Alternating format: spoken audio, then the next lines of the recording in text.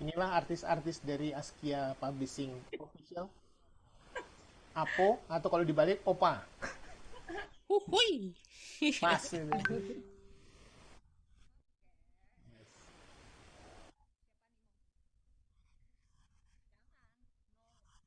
Ya udah.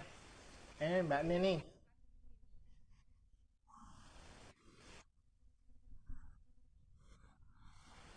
Oke, kita mulai ya teman-teman sore ini di Jumat sore yang kalau di sini sih cuacanya cukup cerah, entah di Jogja, entah di Bogor, entah di Bekasi. Bagaimana teman-teman? Kita Jogja cerah.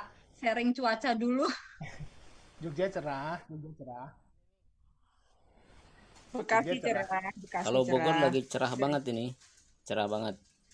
Tapi namanya Bogor, walaupun lagi cerah, kalau mau datang hujan ya datang aja hujan.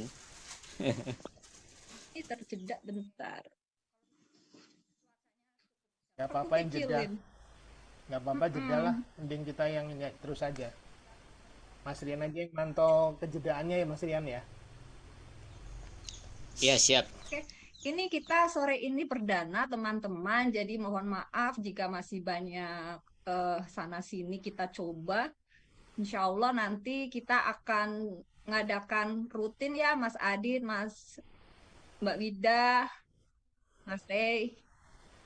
Eh, Sore ini kita akan ngobrol ringan tentang pentigraf karena kita lihat trennya saat ini teman-teman nih banyak banget yang tertarik untuk menulis pentigraf karena ternyata ini merupakan salah satu genre karya sastra. Bukan begitu ya Mas Adit, Iya Mbak bener Wit? Mbak Neni. Ha-ha, bener banget. Jadi kalau kalau kita membaca buku Menerokannya Pak Tengsu ya sebenarnya ya pentigraf ini bukan barang baru ya kalau menurut Pak Tengsu. Ini kan hasil dari menggelitiknya beliau, tergelitiknya beliau melihat flash fiction sebenarnya pertama kali. Jadi flash fiction itu beliau melihat kok namanya itu cerita mini, flash story, tapi kok masih bentuknya panjang. Nah dari hal tersebut itulah makanya akhirnya muncullah pentigraf yang beliau gagas justru malah waktu beliau ada di Seoul ya di Korea waktu beliau jadi dosen tamu di sana gitu. Terus yang terbayang oleh beliau juga sih sebenarnya ini apa namanya? Kenapa dibuat pentigraf gitu ya? Karena kan semakin kesini tuh kan zaman semakin sibuk ya, Mbak Neni, Betul, Mbak Wida, betul, Mas Rian. Jadi serba betul. buru-buru. Jadi tingkat literasi Indonesia sendiri kan juga 0, sekian gitu ya, masih jelek sekali. Jadi Iya, orang kita membaca dianggap pun, tiga terbelakang ya dari ya, literasi ya. jadi itu yang menggelitik hatinya Pak Tengsu untuk menciptakan pentigraf tersebut gitu. Jadi zaman ketergesaan, keterburuan, orang males baca buku yang tebel-tebel gitu ya. Jadinya beliau ciptakanlah itu pentigraf tadi, cerpen 3 paragraf tadi itu. Jadi beliau merasa bahwa flash fiction yang kita kenal selama ini itu tetap masih panjang menurut Pak Tengsu. Saya juga baca ternyata memang masih banyak flash fiction yang panjang, termasuk di bukunya kita ya di Askia yang pertama-tama itu kan juga flash fictionnya masih belum kita ukur jumlah katanya ya, waktu kita belum Iya, belum betul. apa sama Pak Tengsu ya gitu. Nah Hmm. akhirnya Pak Tengsu sendiri beranggapan bahwa flash fiction ataupun pentigraf ini bukan melihat dari ukuran katanya sebenarnya, kalau beliau nggak mau melihat ukuran katanya tapi ketuntasan cerita ya sebenarnya. Jadi cerita itu tuntas gitu, tidak melihat dari ukuran katanya. Jadi tapi mau nggak mau, suka nggak suka, akhirnya beliau membuat sendiri juga ukuran itu bahwa flash fiction itu adalah sampai 1.000 kata. Di atas 1.000 kata itu ya sudah cerpen ya sama novel ya. Sampai berapa ya Mbak Nini ya? Kalau cerpen itu ya 10 ribuan ya.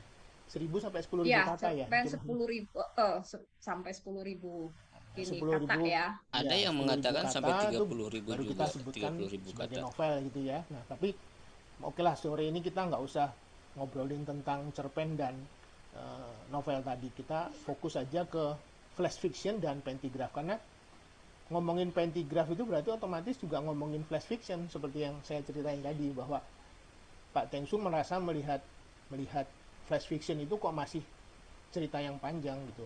Oleh beliau makanya diciptakanlah pentigraf tersebut. Nah, yang tadi Oh, sebelum mm-mm. kita rekaman ini ya, sebelum kita ngomong kan Mbak ini juga nyebutin, oh ternyata pentigraf ini juga karya sastra gitu ya. Bahwa Betul ini banget ternyata. ya Mm-mm. ternyata karya sastra. Jadi selama ini tanpa kita sadari sebenarnya kita sudah menulis sastra, sastra yang sederhana sih sebenarnya ya, bukan sastra yang berat ya Mbak Neni ya, kelasnya nggak, bukan kelas yang seperti siapa lah ya Ya, kalau gitu. bukan kelas sastra berat banget Ya ya. kayak bukunya Pak Pram gitulah ya, kalau itu kan berat ya, maksudnya menulisnya itu betul-betul energinya perlu banyak. Nah tetapi dari pentigraf tersebut itu kan ada unsur pennya itu ya, cerpen, jadi cerita pendek. Sementara cerita pendek itu kan menurut Pak Tengsu ya, kita ngacunya sama Pak Tengsu aja ya, nggak kepada pakar yang lain ya, karena memang kita kebetulan mau ngomongin pentigraf ala beliau kan, belum ada pakar Betul. pentigraf yang lain soalnya gitu. Jadi beliau Ya. satu-satunya. Jadi cerpen ini kan apa namanya, cerita pendek yang fiksi. Jadi sebuah karya fiksi. Otomatis dengan pentigraf tadi, cerpen 3 paragraf ya, pentigraf jadi ikut menjadi fiksi juga gitu loh. Nah, kalau kalau kita lihat di bukunya beliau itu kan apa namanya, fiksi itu kan dari fiction ya, bahasa bahasa apa, ada bahasa Italinya ya kalau nggak salah gitu. Mbak Wit kalau Mm-mm. saya kelewatan diingetin ya. Siap, Jadi siap, Mas. jadi memang ternyata fiksi yang terjadi di mana, di pentigraf tadi, karena memang fiksi ini kan membangun sebenarnya. Jadi menciptakan, membangun, membentuk itu. Jadi akhirnya memang seperti kata Pak Tengsu bahwa pentigraf ini harus dibentuk, harus diciptakan. Nah, menciptakan dengan apa? Dengan satu alat bantu. Nah, alat bantunya itu apa? Nah, alat bantunya itu ternyata ya, alat bantunya itu selain kita punya ide, alat bantunya itu ya berupa imajinasi. Nah, ternyata memang selama ini ternyata bahwa yang namanya cerita fiksi itu tidak murni sebuah kisah nyata saja, tapi ada ada imajinasinya gitu. Kira-kira gitu mungkin ya Mbak Neni ya, benar ya? Kalau kalau di Iya, fiksi betul itu Mas ada, Adit. ya. Mm-mm. Jadi kalau kita melihat pentigraf itu ada kita punya ide nih. Nah, kalau kalau dalam bahasanya Pak Tengsu adalah realitas fakta ya, faktuil. Fakta yang kita Fakta gitu. Nah, kalau rumusannya beliau itu, realitas fakta ini harus ditambahkan sesuatu. Sesuatunya itu namanya imajinasi. Nah, imajinasi itu nanti akhirnya menjadi realitas baru, realitas yang lebih ya mengubah objektif. fakta ya, Nah, jadi itu ya. kuncinya. Jadi kalau pentigraf itu tidak diberi imajinasi, ya berarti tetap hanya memindahkan informasi saja gitu loh. Jadi Iya, informasinya betul. misalnya ayam bertelur, nah gitu. Misalnya contohnya ayam bertelur. Nah, bertelur ini kalau kita nggak ada imajinasi apapun ya tetap jadinya cuma cerita ayam bertelur gitu ya. Kalau saya sama Mbak Neni kan sering apa ngebahas tentang nenek Sempatangkara itu ya, Ya, bukunya Pak Tengsi itu. Jadi saya sering kalau di grup Omah Pentigraf itu ya, terutama Mbak Catur ya, mudah-mudahan Mbak Catur ada nggak ya? Dia itu kan selalu bertanya itu, gimana ya sih caranya kok bisa dapat ending seperti itu. Nah jadi memang eh, apa ya, pentigraf ini permainan imajinasi kalau menurut saya gitu loh. Jadinya betul-betul imajinasi seperti tempo hari Mas Rian yang nulis itu ya Mas Rian ya. Semua itu jadi kalau kita nulis sebuah cerita pentigraf itu, begitu kita belum selesai baca semua tapi kita lihat lah, kita ngoreksi gitu, oh ini sudah ada ending satu kalimat gitu, ya sudah gitu. Nah termasuk juga flash fiction kan gitu ya, awal-awalnya gitu. Kalau kita baca teorinya kan flash fiction itu cerita pendek ya, sangat pendek. Tapi supaya orang mau membaca ya berarti harus dikasih sesuatu gitu kan, dikasih twist gitu kan, dikasih kejutan, dikasih sesuatu yang hingar-bingar, ngagetin, menggantung. Jadi ternyata kejutan itu tidak harus kejutan yang, kalau saya bahasa saya sama Mbak Wida itu yang megah. nggak harus karena Wow. ya wow ya tidak tidak harus yang megah gitu ya. Jadi tidak semua teman-teman ternyata bisa mengendingkan cerita dengan yang megah, tetapi membuat Betul, orang betul. kalau kalau bahasa kami nih Mas Rian bertiga ini wong Jawa ngomong wah ngono toh, nah itu sudah aja kalau Oh bahasa Sunda. alah, bisa bisa ah, jadi oh alah, oh ya ampun ngono toh. Udah nah bisa itu mengeluarkan itu tuh berarti udah ada sudah sesuatu yang berbeda. yang berbeda. Kalau Mas Rian dengan bahasa Sundanya apa itu Mas Rian kira-kira gitu? Kalau Karunya. eh, jadi gitu. Jadi Bukan. Karena kenapa kenapa ada yang kemarin ya waktu ada yang protes di mana ya di channel kita ya di Apo yang dibacakan itu yang punyanya Mbak Asri. Kejutannya di mana ya? Gitu loh ya. Kejutannya di mana itu yang ceritanya Mbak Asri itu? Nah, itu kalau teman-teman baca naskah aslinya Mbak Asri, oh nggak ada pentigrafnya sama sekali. Itu curhat bener itu, gitu loh. Curhat bener makanya Mbak Asri diomongkan sama Pak Tengsu langsung, wah tulisannya dia ini nggak termasuk karya sastra gitu kan. Ceritanya Mbak Asri itu kan lebih banyak cerita dalam kutip curhat kan sebenarnya. Jadi cerpen-cerpen Fakta mesra ya. itu, cerpen-cerpen mesra itu kan curhat semua kan isinya, motivasi, kesedihan, bahagia. Tapi kan endingnya ya biasa aja gitu loh. Nah itu true memang story lah ah, ya. ranahnya memang berbeda dengan kita di Omah Pentigraf gitu loh. Jadi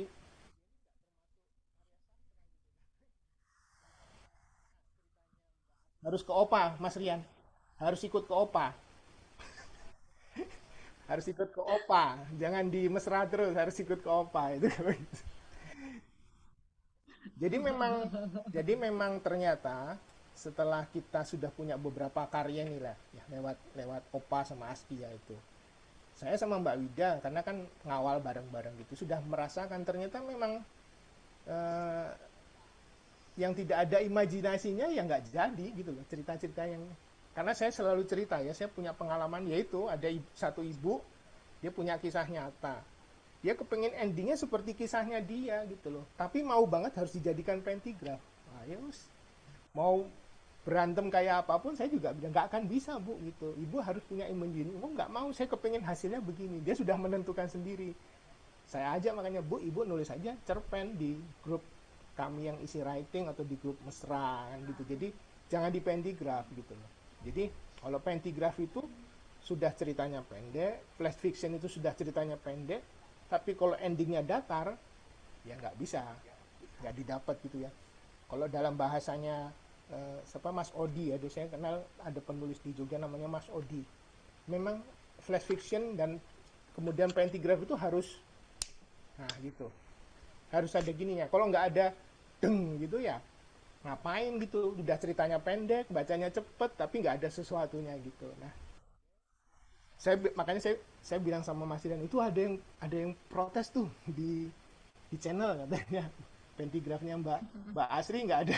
nggak ada ini pentigrafnya mana gitu tuh ya memang ternyata bahasa tulisan sama bahasa apa dengan suara itu berbeda ya apalagi teman-teman yang membacakan itu tanpa intonasi kan ya sudah semakin semakin terpuruk gitu ya ada beberapa teman kan makanya sampai 3 kali kita ini kok kejem banget sih nggak ngelolosin teman-teman yang lain kok lolos gitu ya ya bukan apa-apa bacanya datar gitu ya sudah pentigrasnya tidak megah bacanya datar jadinya ya itu yang kami alami lah ya Mbak Wida gitu karena kan ini Mas Adi gitu akhirnya kalau sudah agak setengah jengkel dah bacain sendiri aja lah ya kita yang Mbak Wida lah yang sering bacain kalau saya ternyata berapa kali baca kok nggak pas aja intonasi suaranya karena kadang-kadang medok Jawanya masih keluar gitu ya jadinya jadi saya nggak ikutan baca gitu mungkin kira-kira itu Mbak Neni prolognya kira-kira kenapa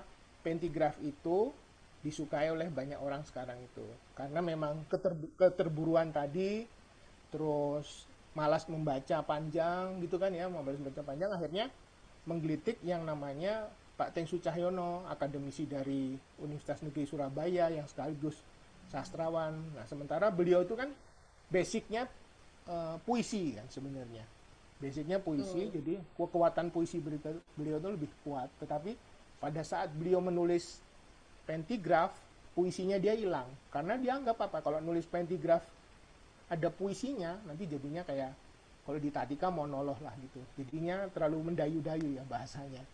Tetapi kalau pinter dengan permainan kiasan, metafora gitu ya pentigrafnya bagus. Seperti punyanya Pak Tengsu kan menendang batu kan juga agak-agak ada puisinya gitu ya. Iya Mbak Neni menganggap menendang batu itu ada puisi-puisi dikit gitu ya di paragraf ketiganya Iya, itu.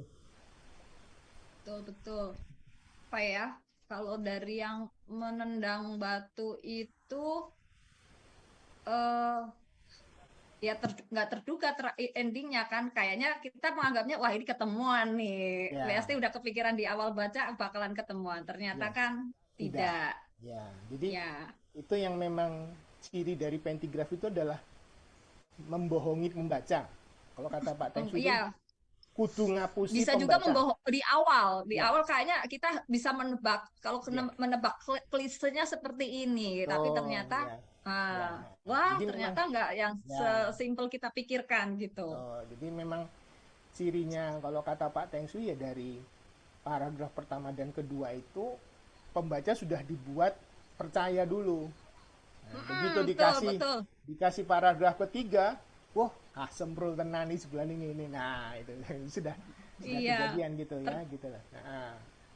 Nah, terus saya agak menggelitik juga gini nih Mbak Neni. Ternyata kemarin Pak Tengsu kan ngadain di Kampung Pentigrafnya itu ya, lomba Mm-mm. menulis pentigraf peribahasa gitu ya. Dan itu kan dikurasi beliau sendiri gitu. Makanya dia itu kan gede-gede. Kok bisa Omah Pentigraf itu dalam setahun buat buku banyak. Jadi dia cerita sama saya, Mas Adi cepet banget. Saya ya sibuk-sibuknya saya sama dia kan sibuk dia lah gitu ya. Dan dia berapa Iya, ratus apalagi kan naskah dia beliau dia baca. dosen kan. Ya, Heeh. dia baca sendiri seperti itu. Tetapi kita kita melihat dari apa yang Pak Tengsu sampaikan kemarin, kenapa banyak tulisan teman-teman yang tidak lolos. Nah, Ya. satu yang menurut saya ternyata adalah apa? Logika berceritanya Mbak Neni, Mbak Wida, Mas Rian. Nah, Gimana tuh? kita beranggapan pentigraf itu fiksi, gitu ya. Terus ada Betul. imajinasi, ada kata-kata imajinasi gitu tuh ya. Ada Murni kata-kata. fiksi ya, malah Nah, kecenderungannya. Heeh. ternyata di dalam buku Pak Tengsu yang Sastra 3 itu, ya ya. Jadi yang Boleh, boleh. di Sastra 3 itu Pak Tengsu itu sudah menjelaskan secara detail itu sebenarnya imajinasi berbeda dengan khayalan. Nah, selama ini kita semua lah dari buku pesan bersayap itu kan masih beranggapan bahwa imajinasi itu sama dengan khayalan. Nah, Betul, ternyata betul. Sebenarnya apa itu Mas Mas Adit? Beda ya? beda, Imajinasi dengan beda. hayalan. Jadi kalau khayalan itu nanti ujungnya jadi fantasi ceritanya. Mbak Nini pasti udah ikut kelas menulis fantasi ya, misalnya gitu ya. Terus Mm-mm. kalau kalau imajinasi menurut Pak Tengsu itu daya bayang, daya khayal, bukan khayalan tapi daya bayang kita gitu loh. Saya ngambil contohnya dia kalau di bukunya itu kan ada bunga mawar gitu ya, bunga mawar itu. Nah, bunga mawar itu dalam daya bayang kita, imajinasi kita itu kan melambangkan cinta gitu toh, kasih sayang, Mm-mm. wangi. Nah, itu yang disebut daya bayang sebenarnya gitu. Beda kalau Mm-mm. kalau kalau kita ngomong daya khayal itu pintu Doraemon, baling-baling bambu. Kita kepingin cepet gitu ya, itu daya khayal itu namanya. Jadi ternyata itu beda. Nah, sejak pesan bersayap itu selesai cetak dan kita bagikan kan saya baca ulang lagi, makanya saya bilang Mbak ini kapan-kapan kita cetak ulang deh pesan bersayap tapi dengan banyak koreksi, karena waktu itu kan kita masih meraba-raba ya, belum kenal Pak Tengsu Betul. dekat gitu ya, kita masih belajar Ya. sendiri gitu ya. Dan ternyata di luaran itu juga yang orang belajar pentigraf itu ya seenaknya sendiri gitu loh. Makanya Pak Tengsu juga bilang, wah jangan ngawur tenan gitu ini, nggak pentigraf kok. Nah, ternyata beliau nggak suka gitu loh, bahwa pentigraf alanya beliau itu jangan diutak-atik, ya udah begitu aja gitu loh. Tapi kan mana ya? Aku punya contoh sebentar ya.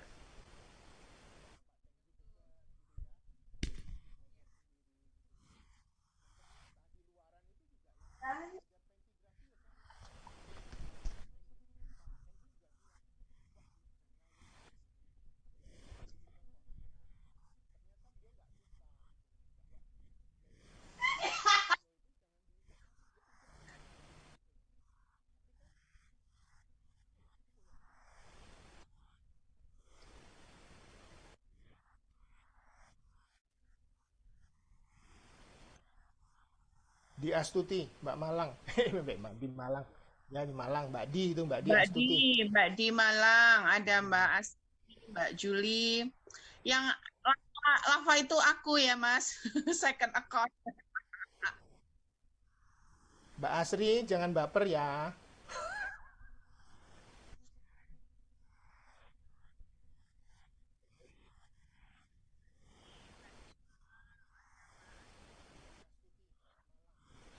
Ya. Itu Mbak Sari itu, Tejo Sari Wening kuwi. Mbak Oh, Sari itu. Ya, ya biasa biar terkenalnya gitu.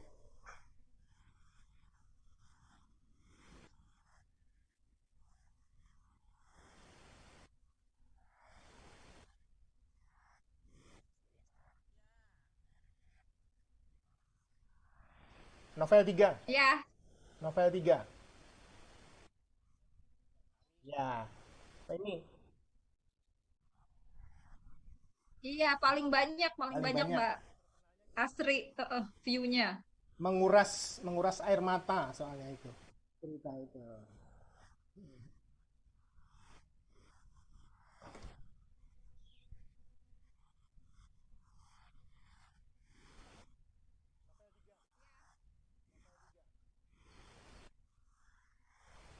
Dan Mas Rian sendiri. Ya. Mas Rian yang Mbak Juli baca. tuh pinter buat puisi tuh, Mbak Juli.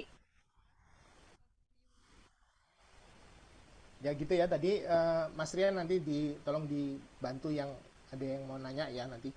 Ini saya mau ada tunjuk ada aja yang ini. ini nih, Mas Adit, sering nanya nih, gimana caranya di pentigraf ya, paragraf pertama itu biar nggak kepanjangan tuh bagaimana? Karena kan biasa nulis cerpen kan biasa misalkan pagi pagi itu matahari kenapa, anginnya kenapa, terus suasananya gimana kan biasa. Nah, itu gimana tuh caranya tuh biar ringkes, kalau Mas Adit kan seringnya bilangnya yang bernas gitu kan, bernas. Ya, Itu kurang gimana beras. tuh Mas Adit? Ya jadi gini sih sebenarnya. Ya, jadi gini, memang seperti yang saya ceritakan ya, saya sama Mbak Wit kan sudah sering tandem saya nih Mbak Wit ini ya kan temen curhat kalau kita ngurusin pentigraf itu ya. Jadi kalau teman-teman menulis ikut di grup Omah Pentigraf ini ya, begitu masuk, makanya saya bilang tinggalkan semua kebiasaan lamanya dulu. Dari nulis cerpen, nulis novel, gitu, nulis puisi masih apa-apa ya, tulis-nulis artikel, jurnal. Mbak Asri ini kan jago nulis nulis non fiksi ya, non Novel. fiksi ya, novel juga. Jadi harus ditinggalkan dulu itu. Itu kalau itu nggak ditinggalkan pasti akan kesulitan gitu. Nah, di grup Omah Pentigraf kita yang di sebelah itu Mbak Wit ya, itu kan ada satu dua yang seperti Mbak Asri gitu. Jadi beliau itu penulis artikel. Jadi sebenarnya sering nulis di jurnal dia, jurnal kampus gitulah dia ya. Jadi bukan jurnal luar gitu ya. Seperti Mbak Rika segala itu kan dia dosen gitu ya. Dia lebih prefer menulis itu dengan bahasa-bahasa yang baku. Tapi kan lama-lama bosen gitu ya, mau pengen nulis fiksi. Begitu dia masuk ke flash fiction ataupun pentigraf, jelas bahasanya jadi bagus kan. Kata-katanya itu bagus karena baku ya gitu ya. Nah, tapi kalau kita terbiasa menulis panjang seperti itu, terus di omah pentigraf atau belajar menulis pentigraf itu kita nggak mengendapkan itu dulu, jadinya yang seperti Mbak Mbak Wida cerita tadi. Jadi kita jelas di pentigraf itu oleh Pak Tengsu kan sudah dibatasi oleh kuota kata, jumlah kata ya. Untuk 3 paragraf hanya 210 kata. Tapi di paragraf pertama itu suatu pagi, ya misalnya gitu. Itu kan ciri-cirinya cerpen ya, cerpen. Suatu pagi di subuh yang dingin. Jadi mereka menghantarkan cerita untuk masuk ke dalam cerita itu dengan banyak itu, banyak apa istilahnya Mbak Neni, Bersayap. gimmick-gimmicknya ya, pesan kalimat-kalimat bersayapnya itu harusnya sudah mulai diputus. Makanya kenapa saya sangat senang begitu Pak Tengsu cerita kan ditodong terus dia nulis menendang batu, itu kan spontan itu ya. Sebagai suhu pentigraf diminta sama co-hostnya pentigraf, Pak saya minta pentigraf. Jadi saya chattingan sama dia, beliau nulis pentigraf itu. Hebat ya. Kita chatting gitu dia nulis pentigraf gitu. Ini Mas Adit nih kirim tanpa ya ke depan kita Jam terbangnya. ya gitu. Jadi ini chatting